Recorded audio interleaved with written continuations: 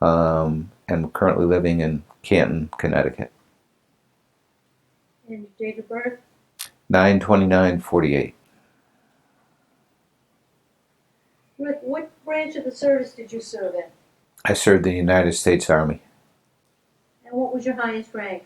Staff Sergeant, E6. What general locations did you serve in? I Corps, Vietnam, from September 68 till September 69. And then basic and AIT were done at Fort Bragg, because we moved around quite a bit. Fort Bragg and Fort Polk. And then we finished out the last 6 months down at Fort Benning, Georgia. Were you drafted or did you enlist? I was drafted. Where were you living at that time? I was living in Glens Falls, New York. How did you feel when you received your draft notice? I was very surprised. I was in college at the time, and I thought that I was a 2S deferment. However, I had transferred from a quarter system school out in North Dakota to a semester system school and didn't realize that I had lost credits in that change. So I wasn't carrying enough credits to be a second semester sophomore. So when I got my draft notice, initially I called the draft board and they said, well, don't worry about it if you're in school. Just go down and take the physical, which I did. And then lo and behold, 3 or 4 weeks later, I got my draft notice, which I called about. And they said, well, did you go take the physical? I yes. Did you pass the physical? Yes. Well, sorry, but you're going. So that was it. And during that period of time, in that first part of '68, that's when they had in April a huge draft that was going on. So I wasn't anticipating it. For you. It was a shock because I had just gotten engaged to my wife in December around Christmas time, and we were kind of, planning on a future between me continuing in school and how we were going to kind of work through those things. And this was a shock for all of us, for my family, and I was not pleased getting that, because it was destructive to kind of the long-term plans I had, and it was contrary to kind of my makeup. I'm not a type A male personality. I was kind of an easygoing guy, so the thought of now being drafted and put into a conflict was an unusual circumstance for me. And that was in September of '68? Well, that was April of '68 is when I got drafted. And then I went through basic and AIT at Fort Bragg and then Fort So Polk. your first basic, you went to Fort Bragg?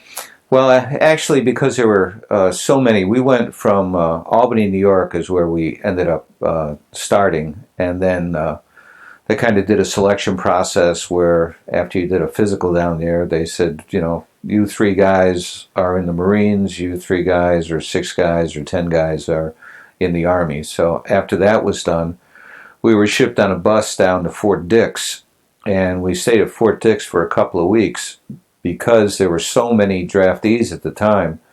We were in overflow barracks, so they went and shipped a portion of us down to Fort Bragg, North Carolina. So that's how I ended up kind of going from Albany to Fort Dix, and then the overflow with a group of folks went down to Fort Bragg, North Carolina. And you did your basic training at Fort Bragg? Yeah, basic at Fort Bragg. How long was that? I think it was 8 weeks, maybe 6 or 8 weeks. And do you have any memorable experiences from basic training? Well, the thing that resonated with me the most was that you never wanted to be first and you never wanted to be last. So I worked on being perfectly mediocre. And if you kind of hit that sweet spot between excelling and being at the bottom, you kind of didn't get yourself in too much of a bind. Do you remember any of your instructors from basic? Yeah, there was a couple of drill instructors that were memorable. Um, and sometimes you think memorable in a bad way, and sometimes you think memorable in a good way.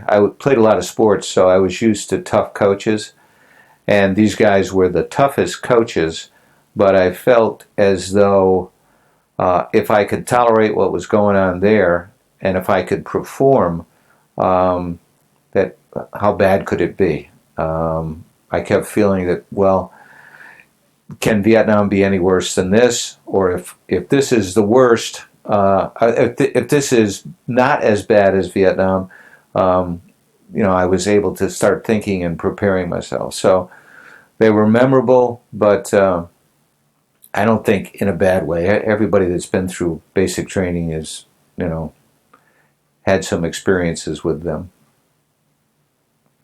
Where did you go after basic training? Basic, then we were sent, after graduation, we got on a plane and were flown down to Fort Polk, Louisiana. And I guess the thing that's most memorable to me, getting off the plane in Fort Polk, was the humidity and the heat was oppressive. It was like, I remember thinking it was kind of like someone took and put water on an army blanket and then threw it over your head. And it was just hot, and it was oppressive. But I kept thinking, wow, this is in preparation for Vietnam. So how bad is Vietnam? Is this the worst, or is this the way it's going to be? So it was psychologically a part of the preparation. How long did you stay at Fort Polk? Polk was for, I think, another 8 weeks. This was advanced infantry training? Yeah, this was advanced infantry training. What kinds of things did you learn there? We learned escape and evasion.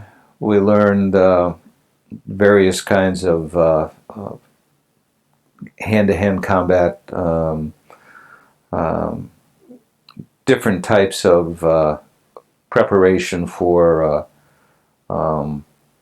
tear gas and other kind of armament. We learned about booby traps and the rationale behind booby traps and how they were more important to maim you than it was to kill you, because it had a psychological effect on the rest of the platoon and more of a demoralizing effect. So it was getting into the psychology of warfare, which you really don't think about. As I said, it was the farthest thing from my mind, 6 months earlier. After your graduation at Fort Polk, where did you go? Well, the interesting thing about that is that you're given money to go from one duty station to the next, and my next duty station was Fort Lewis, Washington, where we were going to be sent from there out to Vietnam, and that was going to be in a month. And I was getting married, so I had to take the money from flying to Fort Lewis, Washington, and from Louisiana to fly back home to upstate New York, Albany, Schenectady area, where I got married on September 7th, 1968, and then went on a brief honeymoon up to Old Orchard Beach, Maine.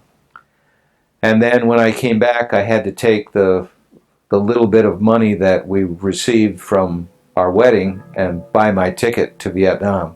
So I had to pay for my ticket out of my own pocket from Albany to Fort Lewis, Washington. Once you arrived at Fort Lewis, how long did you stay there before you shipped out? It wasn't long. It was 7 or 8 days. And one of the interesting things about that is that after you've been through basic and AIT, what you're kind of armed with is the fact that you're kind of in acceptance of what you're destined to do, or where you're destined to go. So we always had, regardless of what the situation was, the ability to say, well, what are you going to do? Send me to Vietnam. So it was like having the power that you had over your superiors was, what else can you do to me? You're already doing the worst thing possible, and I'm accepting of it. So, anything else, so what? How can you hurt me more? So that was kind of an attitude that got kind of embedded with a lot of us, that you're kind of coming to the reality that you might not be coming home. So you were kind of adjusting to what the future might hold. In Fort Lewis, did they send you over as an individual from there, or did you join a unit in Washington?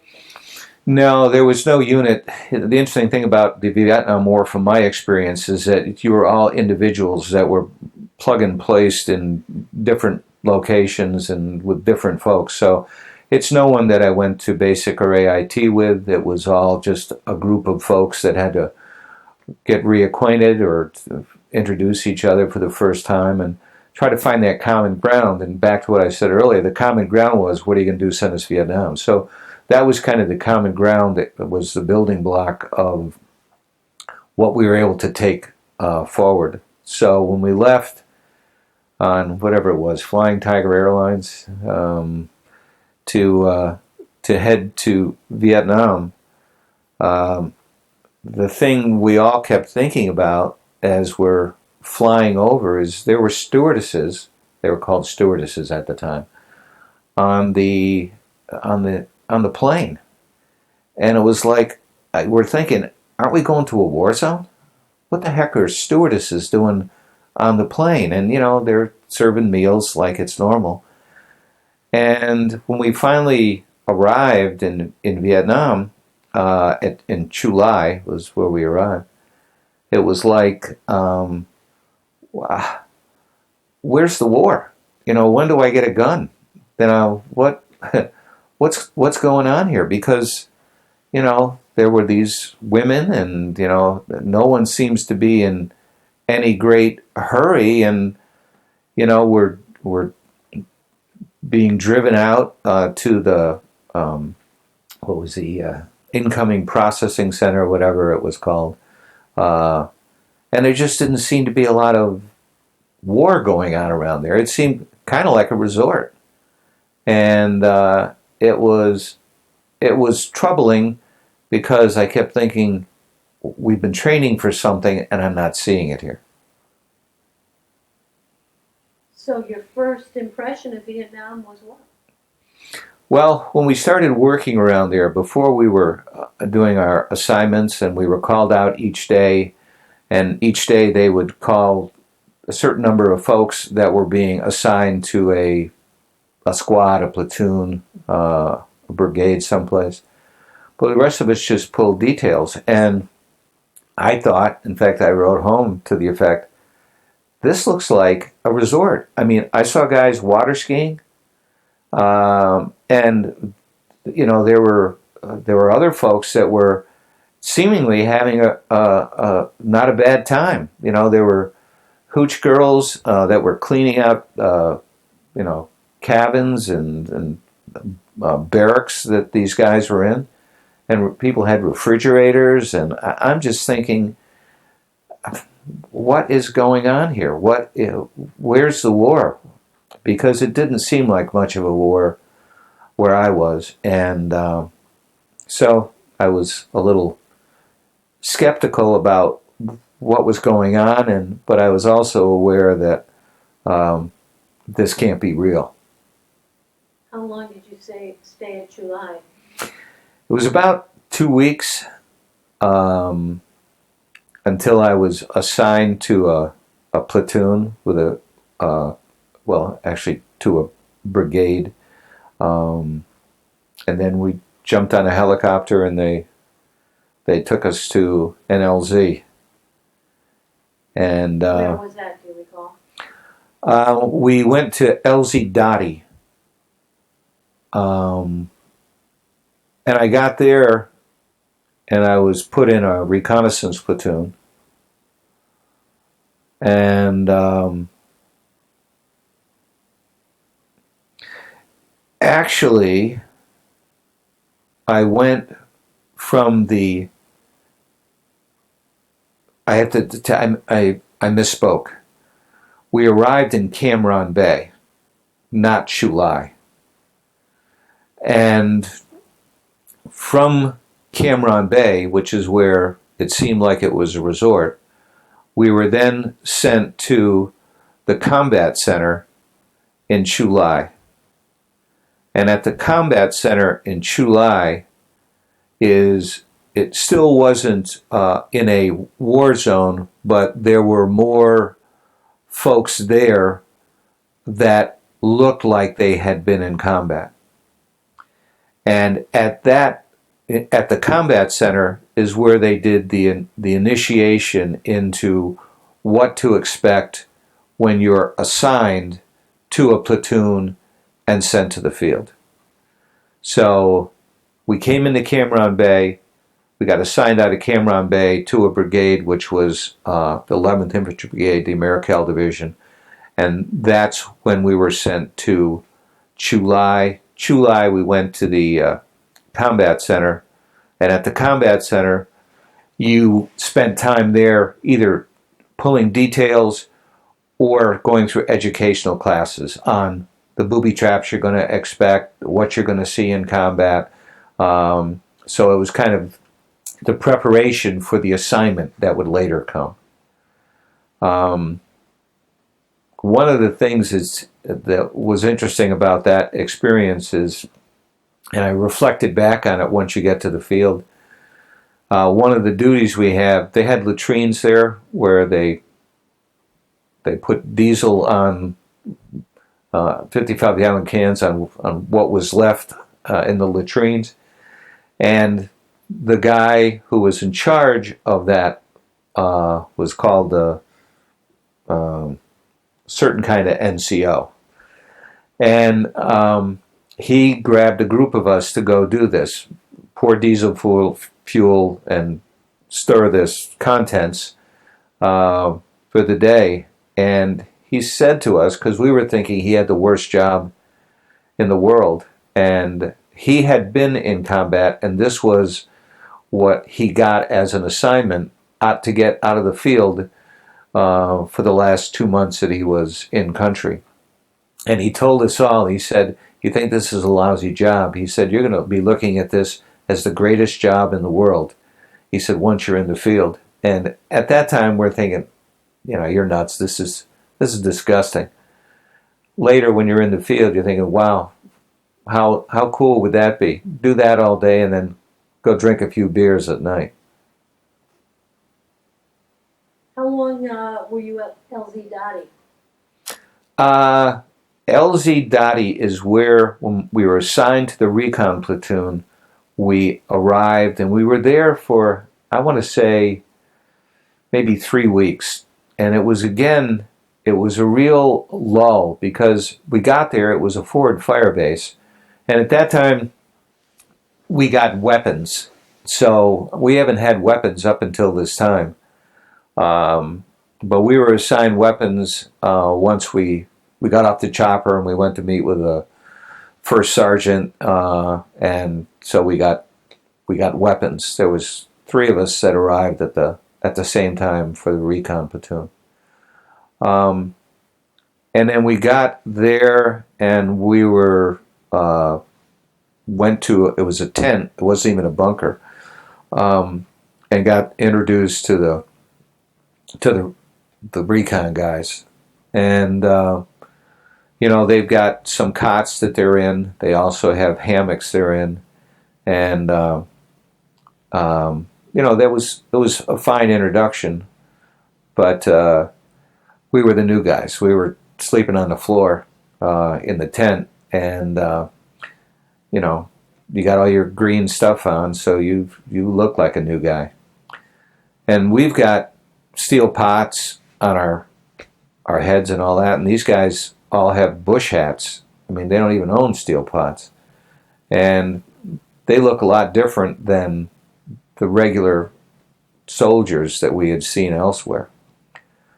And what I didn't realize at the time is that I heard them talking about stories about this mission that they were on, which I have kind of reflected back on was a mission called Pinkville, which is, I think, part of the My Lai deal. And they were kind of coming off some pretty bad stuff, and they were kind of on a stand down, so they were not being asked to engage at all. They were kind of just cooling their heels, which I didn't know at the time what all this meant. All I knew is we weren't going out on missions, and I was basically doing the same thing that I was doing before, except now it was KP duty or filling sandbags or something else. But there was no like mission involved. And so we were just kind of there listening to stories and trying to learn about what's going on, and we were assigned to a squad based on, you know, how either folks had died or they had gotten out of the country. They'd done their tour of duty. So we just waited to be assigned or to go out on a combat mission, and it came, and so one of the other things that I think about is when it's the anticipation of something coming that actually is more nerve-wracking or creates more anxiety and more fear than actually being in the mix. So it's whatever it is. It could be something that's, you know, it could be a speaking engagement. It could be anything, but it's the anticipation. And that's kind of, I was kind of waiting for this the shoe to drop. I wanted to at least figure out, is this going to happen, or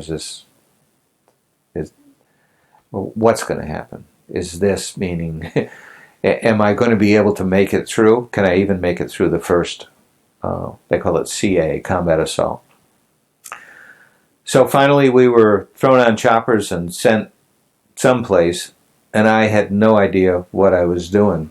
And so our platoon was sent out, and again, being in a reconnaissance platoon, I didn't realize it at the time. It was a very unique experience because we were such a small group of folks compared to a normal line company that we were kind of dropped into locations, and then we're just kind of sneaking and peeking. We were just kind of moving as quietly as we could, either to observe, or if we made contact, to make contact and either perform some kind of rear security or some kind of flank security for a line company or an operation that was going to be either initiated or perhaps it was already underway. So when we were dropped in, and I jumped off the helicopter, and you know, everyone kind of organized and they started walking in single file. There was a lot of Spanish, Mexican guys in our platoon, and the guy that was in front of me, I forget his name, I think it was Rodriguez, but he was walking in front of me, and we're spacing out because we're walking single file through the jungle and just kind of busting trail. And all of a sudden he reached down and grabbed his leg, and there was blood coming down the side of his leg. And I didn't even hear the shot. I didn't even know that anything had happened. And he ripped his pants down and he pulled off a leech, which I never even knew there were leeches there. But he was all upset, uh, because the leeches were just all over the ground, and they were just, if you didn't blouse your pants, they were just, as you're walking along, they're just walking up. And so I thought, wow, I don't have to worry not only about the enemy, the Viet Cong and the NBA, but now I've got to be concerned about whatever else is out here. And, I hadn't been educated about that part. So that was uh, the first mission. And Was that guy in front of you wounded? no, he just had the leech that had exploded when he went and hit it. But I didn't realize that, that's what it was. And then it was just. Well, Rick, you said you were on a recon platoon. Can you tell me a little bit, like, how many guys would be in a recon platoon, and how did that differ from your regular grunts? A recon platoon is, and it can vary. You have 3 squads. There's maybe it would fluctuate between, I don't know, 4 to 8 guys in a squad.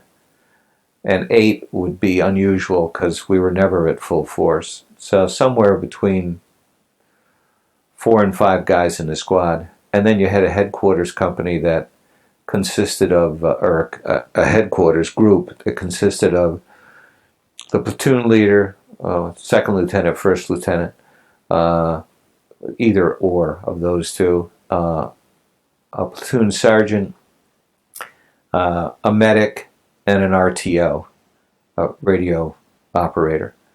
So that was usually in the headquarters group in the recon platoon. So there's somewhere between 18 and let's say 25 guys, versus a line company that would have multiple platoons and a lot of equipment that would move with them. So we were more of a we wore camouflage fatigues. We had silencers on our M16s.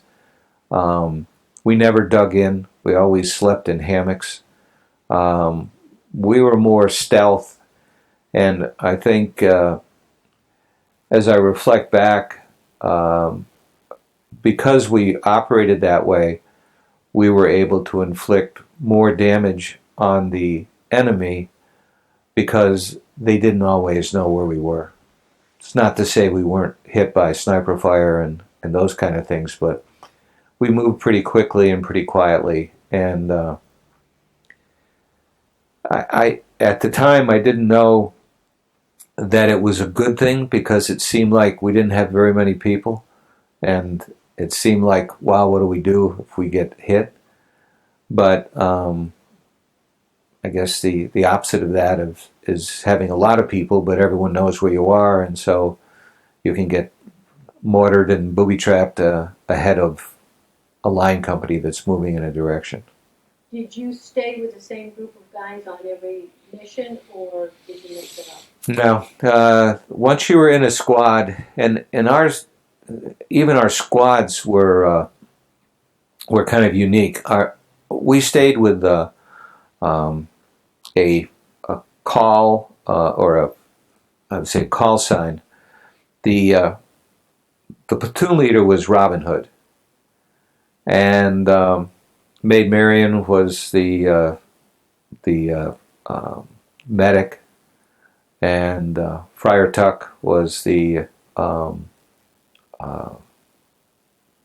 staff sergeant, the platoon sergeant. And then each of the squads was like Will Scarlett, Little John, and I forgot who the other one was. But I was either Will Scarlett or I was Friar Tuck. And we did that so everyone knew which squad you were in.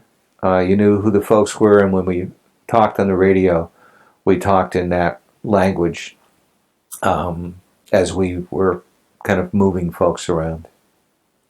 Now, when they would take you out and drop you, your little group of merry men, How long would you typically stay in the field before they pick you up and take you back?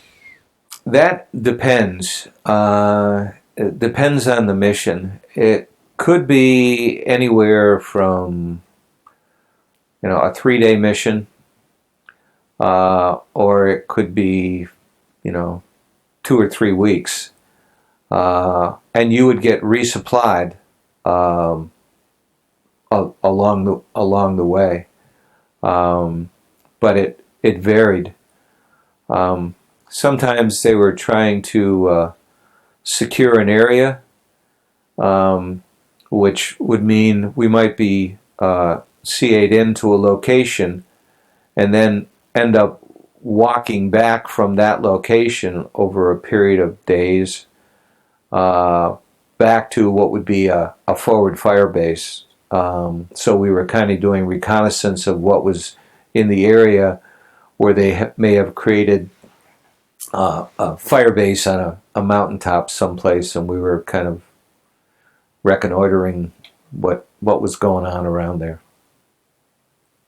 So, well, after you finally had your first combat assault, your first mission, how did your thinking change?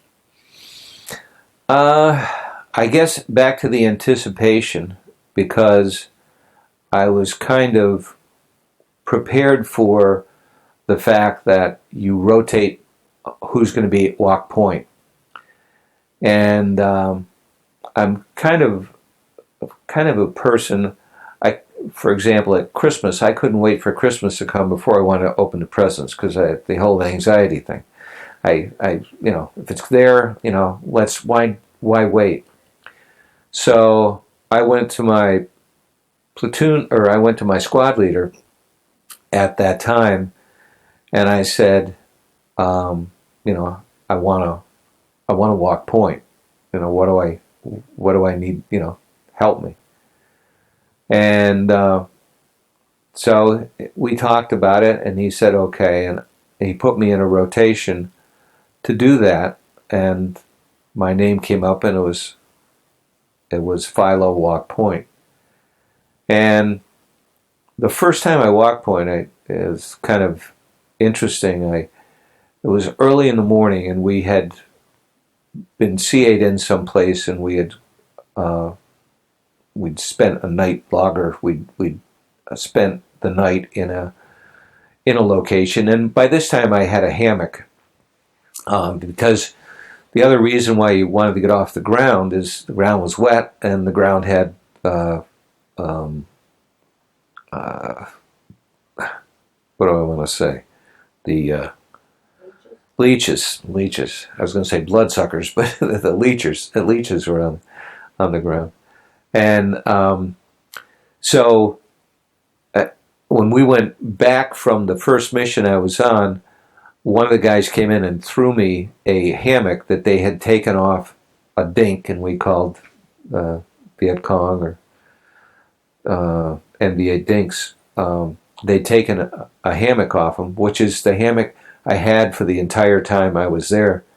It was beautiful. It was lightweight. It was made out of parachute material, and it was great. But being able to be in a hammock off the ground was like heaven, as far as being able to sleep. For as little sleep as we got, it was a lot better than the wetness and battling the leeches. So when I was told that I was walking point the next day, I thought about it all night, and then I was ready to go. And I remember it was early in the morning, and the fog mist was kind of coming off the floor of the jungle. And the interesting thing about the jungle at night is it's phosphorescent. The age of the material that's in there creates kind of a green glow in different spots. So that was kind of something that was a little eerie. And then the next morning, with the mist rising off the fog rising off the jungle floor, it kind of created like a mystical environment. And so they pointed me in a direction, and basically, I mean, there was no trail there. I was just busting trail. And I learned during the course of the first part of that morning that most of the time busting trail, there's nothing really heroic about it. You're just kind of smashing your body into this elephant grass, and it's cutting up the back of your hands because it's so sharp. And I just continued doing that, not thinking much about it. And it was early in the morning, and we were up in the tri-canopy jungles somewhere, I think near Cambodia or Laos. And I busted through the trail, and I fell out into what was like almost a road built in the jungle. I mean, you couldn't see it from above because of the way it was kind of a tunnel. And there were sandal tracks all over it. And we were in a free fire zone. And so I remember I motioned to the guys behind me, because as a point person, you're out quite a ways in front of everyone else, that this was a trail, because I didn't know what I was supposed to do. I found this. Is this good news or bad news? And I was told to just, go up the trail. So that word came back to me, and I continued up this trail, walking very quietly, but really not knowing what I was supposed to do. And all of a sudden, in front of me, out of the mist, a body stood up. And I didn't know whether I was supposed to say surrender or whether I was supposed to shoot. And I figured I was supposed to shoot. And the problem I had, being the first time I ever walked point, being a new guy in country, is that my father had always taught me that when you have a weapon, you leave your weapon unsafe. I didn't realize that when you're in Vietnam and in combat, if you're walking point, your weapon's on fully automatic. So I had to try to ease my weapon from safe to get it so I could fire. And it was so quiet, as I moved the lever on the side, it went click. And when it went click, the person that was in front of me turned around, as well as the others that were behind, as it turns out, her. And I opened fire, and the guy behind me opened fire, and we started shooting left and right.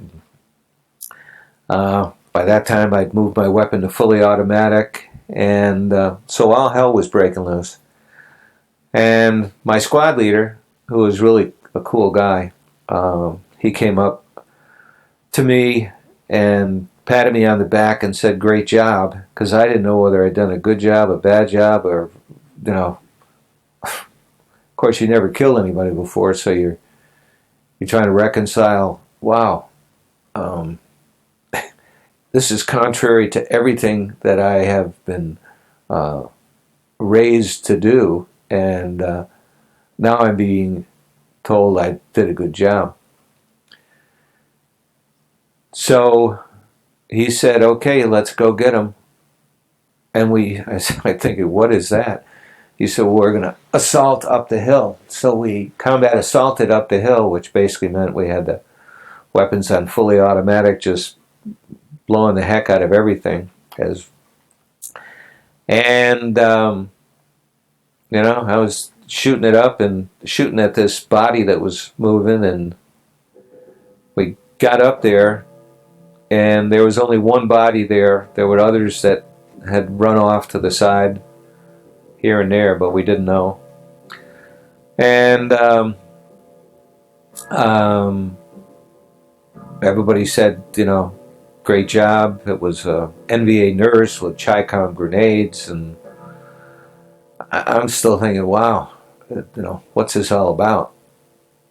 And so they sent me down the trail. They said, guard down the trail while the rest of the platoon kind of came up and figured out what they were gonna, what the next step was.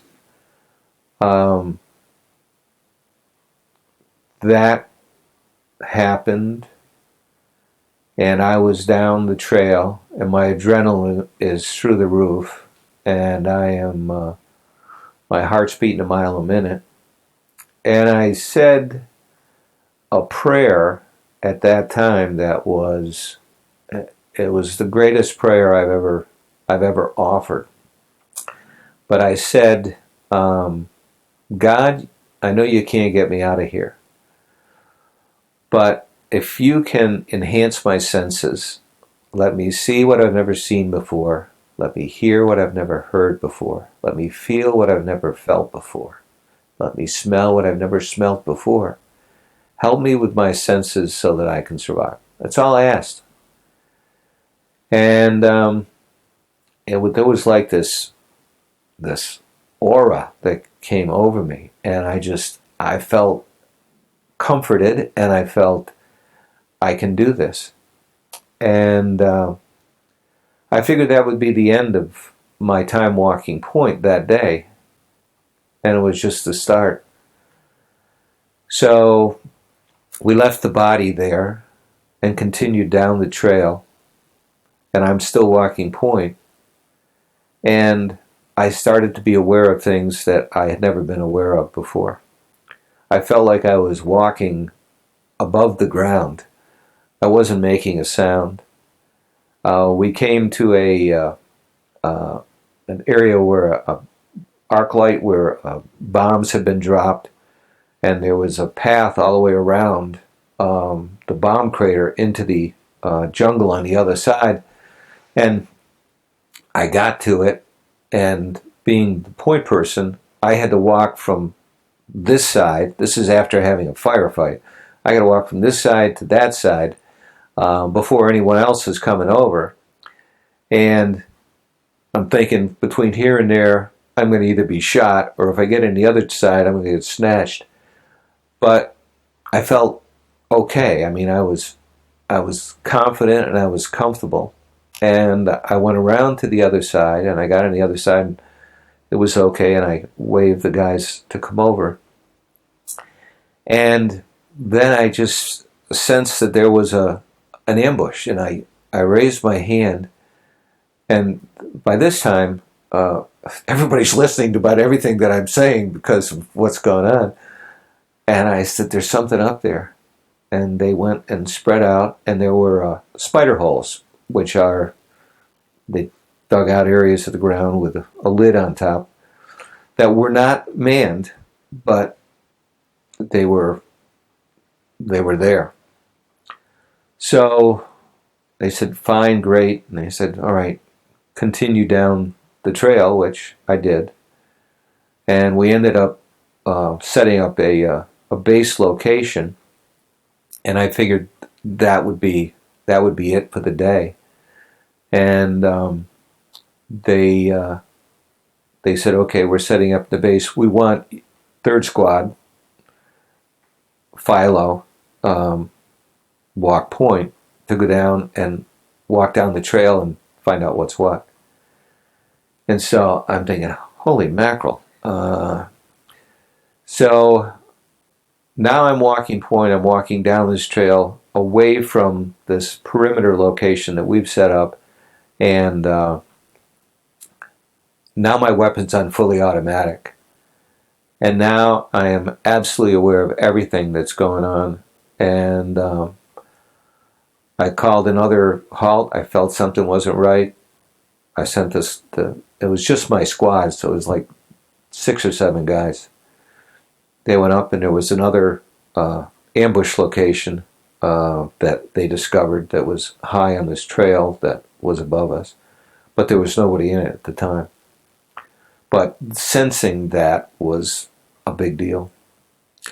I continued down the trail, and weapons on fully automatic, and lo and behold, I've got 2 guys that I can see walking right up the trail at me.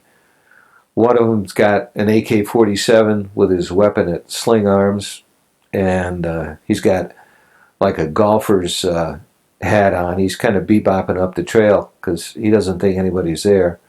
And there's a guy behind him that's also got a weapon. And I opened fire on him. I mean, I saw his eyes light up, and I opened fire on them, and so did my squad. And again, I don't know how many were behind him, but there were folks running here and there. And we hit them, but we didn't find their bodies, but we got their weapons. We picked up an AK-47 and an SKS. Now, the difficulty then becomes we've just made contact outside the perimeter, and our folks, rest of our platoon, doesn't know what the heck's going on. I mean, the radio is, they're communicating, but they don't know whether they have to come out and help us. They don't know what's happening. So we grab the weapons, we look for whatever bodies are around, and then we head back to our perimeter. And we're hollering there's a running password which that we would holler so that they would know we were U.S. And we got back inside the perimeter with the weapons, and they were like ecstatic because we'd captured 2 weapons, we'd made contact again, and my head is just spinning. I'm just saying, when is this going to be over? This is day 1, the first time I'm walking point, and I'm thinking, how many more days of this I'm going to have ahead of me, and can I survive it? And so I went on to the perimeter next to another guy who I don't even remember who that was, and I was there hoping to catch my breath, and I looked out from where I was lying, and I saw another Viet Cong that was hiding from tree to tree that was kind of moving. And I had my weapon aimed at him, and I couldn't pull the trigger. I told the guy next to him, I kicked him, I said, he's right there. And he said, shoot him. I said, I can't. Now here I'd killed a couple people already, so it was like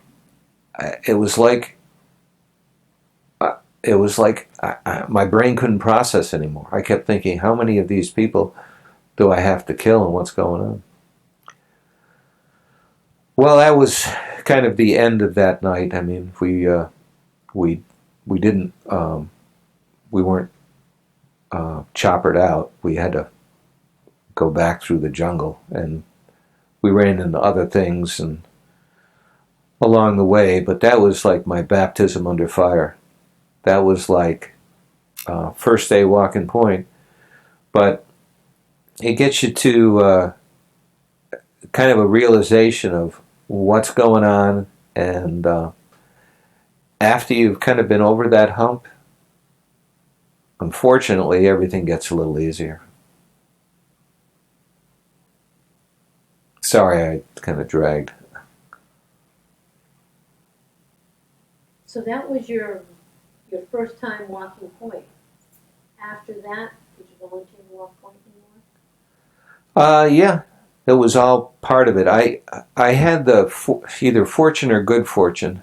I went from, when I got in country, I was a private E2. I became PFC when you arrived in country, so that's private E3. After that incident, they made me a Spec 4, and then when I was a Spec 4, they sent me to Recondo school because they saw something special in me. So I went to Recondo school, and I finished second in my class at Recondo school, and I only finished second in my class because on the final exam there was a question on the exam that was wrong. And I answered it correctly, and they said the answer was wrong. And I went and talked to the sergeant. I said, this answer's not wrong. This answer is right. And he said, you're right, but we've made our decision. I said, okay. And I didn't realize that if you finished number one in Recondo school, you'd get a promotion. So I would have gone from Spec 4 to E5 to sergeant. But I did make E5 like a month later, and I was a squad leader at that time. And then they sent me to leadership school, which was a variation of Recondo school with the same final exam. So this time I answered the question wrong, which was right, and I finished number one, and I was promoted from to Staff Sergeant E6. I think that was in January of '69, February of '69. Where did you go for these trainings to school? Back to the combat center that I mentioned, where you were assigned out of. So a lot of that had to do with, I had a variety of things, booby traps, setting up ambushes, calling in airstrikes, calling in artillery. Actually, the reason why I wanted to do well there is because there's a lot of folks who were in leadership positions that were very poor leaders, and you had a lot of scary folks that were being drafted. A lot of them in our platoon that either were going to go to jail or go to Vietnam. So the folks that were actually in combat were quite a mishmash of different kinds of folks, because along the way you had a lot of opportunity to opt out to go be something else, be a clerk typist, drive a deuce and a half. There were ways, there were other MOSs besides, the grunt. And so when you finally got in the field, it was quite a group of folks that were there, all different backgrounds, all different ways of thinking about things. So it became quite a challenge to effectively mix all those folks together. With the Recondo school and the leadership school, were they grooming you to be a platoon leader? I think they wanted me to be a platoon leader. They offered me that opportunity, and quite honestly, if I hadn't been married, I probably would have stayed, because as scary as it is, if you're good at something, and unfortunately, like I said, this is not my cup of tea, but I was very good at what I did. It wasn't necessarily a transferable skill when you came back, nor was it something that I really talked about. But if I hadn't been married and been looking to another kind of life, I probably would have had quite a different path. Did you spend your entire year in Vietnam in the same recon squad? I spent 10 months, 10 and a half months, yes, in the recon platoon. So I went from point man to being a squad leader to being the platoon sergeant. So when you talk about a 19-year-old kid that turned 20 in country, I went from just being one of the guys, and in 6 months' time I'm a staff sergeant E6, and now I'm responsible for all the lives of all these other guys. And it becomes a challenge. It's especially at that age, to have that kind of responsibility. and really having, minimal training. All my rank was in country. It wasn't as though I went there prepared. What I learned on the job training, and it it was a different kind of experience. So yes, I spent it in the entire time with the recon platoon, except for the last month and a half when I got out of the field and I went into S2 intelligence on LZ Liz, and then I was in charge of. So I did intelligence part of the day, and the rest of the day I was in charge of the profiles. Profiles are guys who are out of the field for earache, whatever, bad foot.